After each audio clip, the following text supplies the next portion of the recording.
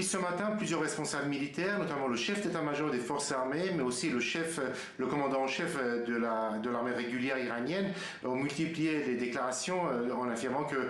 l'Iran allait répondre avec force et dureté contre les frappes américaines et que les États-Unis, avec ces frappes, avaient ouvert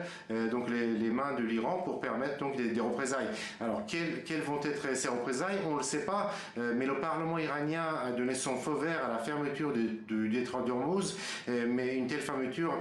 doit être décidée par une autre instance politique iranienne, le Conseil suprême de la sécurité nationale, qui réunit donc tous les responsables politiques et militaires du pays, et donc les décisions doivent être avalisées par le guide suprême iranien. On ne sait pas si ce Conseil s'est déjà réuni. Autre possibilité, c'est donc réduire la coopération avec l'AIOA,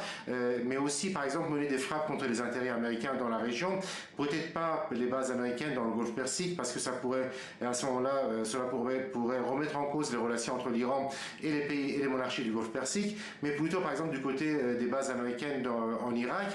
qui ont déjà été frappées donc après l'assassinat du général Soleimani par les Américains lors d'une frappe à l'aide d'un drone à Bagdad. Donc